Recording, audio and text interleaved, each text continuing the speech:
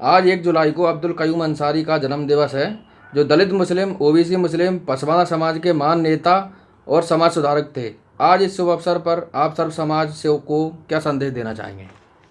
पहली बात तो मैं आपके माध्यम से तमाम दलित मुस्लिम, ओबीसी मुस्लिम, दलित कुचले मुसलमानों को, बल्कि तमाम सभी लोगों को उनके जन्म दिवस के मौके पर सभी लोगों को बहुत बहुत मुबारकबाद, बहुत बहुत बधाई देना चाहता हूँ। साथ ही खास करके ये गाजीपुर के रहने वाले थे। गाजीपुर के ग्राम नौली में इनकी पैदाइश हुई थी। वहाँ के पत्रकारों को, इलाहाबाद के पत्रकारों को और तमाम आपके माध्यम से मुबारकबाद देते हुए अपनी बात को, जो आपने कहा कि संदेश क्या देना चाहते हैं, उनका मिशन था कि किस तरह से समस्त सर्वजन जो दलित है, कुचले हैं, उनको कैसे आगे बढ़ाया जाए। Educational empowerment, economic empowerment, political empowerment की बात कही, वो भी सोशल इंजीनियरिंग के माध्यम से। तो जो उनका मिशन था, बाबा साहब भीमराव अम्बेडकर का मिशन था, सावित्रीबाई फुले का जो मिशन था, बीपी सिंह साहब का, अली हुसैन आसिम बिहारी का जो मिशन था, सोशल इंजीनियरिंग के माध्यम से जो रिफॉर्म करना था, उनको हमें आगे बढ़ना है। गरीबों का, दलितों के हकूक़ के लिए, हक के लिए हमको आगे संघर्ष करना, आगे बढ़ना है, ये उनका था। और जो मेन जो उनका था कि इस्लाम में जो है कास्ट क्लास सिस्टम नहीं है, लेकिन प्रैक्टिस में इस्लाम में है। हमारे यहाँ अशरफिया, अजलाफ, अरजाल की बात कही गई है, दलित मुस्लिम की बात कही गई है। तो इसके लिए उन्होंने संघर्ष किया कि भाई हम लोग सब लोग बराबर हैं, और ये तब तक नहीं संभव है जब तक आप तालीमी तौर पे और इकोनॉमिक तौर पे आपका एम्पावरमेंट नहीं होगा। यहाँ पे ये इसके लिए ज़रूरी है कि जो भी दलित, ओबीसी, मुस्लिम्स हैं या पसमानदा लोग हैं, उनमें सियासी, समाजी शऊर आए। और इसके लिए ज़रूरी है कि उनको शिक्षित होना, संगठित होना, और संगठित होने के बाद अपने राइट्स के लिए संघर्ष करना।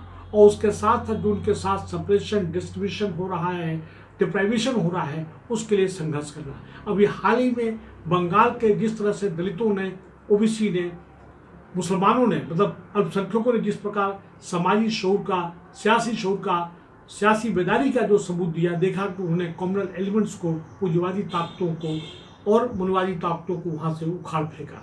इसी प्रकार आने वाले दिन जो अभी 5 स्टेट्स में इलेक्शन होने जा रहे हैं, खास करके अपने उत्तर प्रदेश, उत्तराखंड, पंजाब, मणिपुर, इनमें तमाम जो है कॉमनल एलिमेंट्स को उखाड़ फेंकने, अगर ये चाहेंगे तो ये संभव हो पाएगा, अगर इनमें सियासी, समाजी बेदारी होगी, एकजुटता होगा, संगठित होंगे।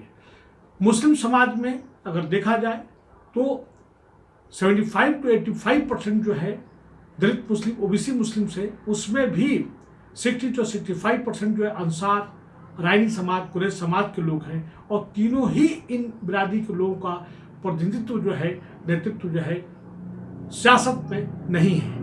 उसका वजह यह है कि इनके पास में जो है सियासी और समाजी शऊर नहीं है।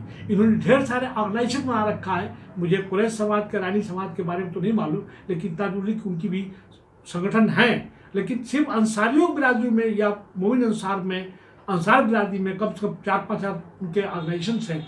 और कोई ऐसा स्टेट नहीं है, राजस्थान से लेकर बंगाल से लेकर यूपी, बिहार, इवन मध्य प्रदेश पे और साउथ इंडिया में, लेकिन उनके जो पदाधिकारी हैं, जो सदर हैं, सेक्रेटरी हैं, उन्होंने कोई ठोस काम नहीं किया है। और यही वजह है कि जो इनको मिलना चाहिए, हासिल होना चाहिए, वो नहीं हो पाया है। और उनके मुखिया जो है, अगर देखा जाए तो सिर्फ अपने आप को सेल्फ प्रमोट के लिए काम कर रहे हैं। एज सच उनका काम जो है नेशनल कॉन्टेक्स्ट में, स्टेट कॉन्टेक्स्ट में और दलित मुसलमानों के, ओबीसी मुसलमानों के कॉन्टेक्स्ट में नहीं हो पा रहा है। उनका नेशन बिल्डिंग के नाम पे होना चाहिए, स्टेट के कंट्रीब्यूशन होना चाहिए। और ये तभी संभव हो पाएगा जब हमारे दलित, ओबीसी, मुस्लिम जो है इकोनॉमिक एजुकेशन के नाम पर होगा, तब हो पाएगा।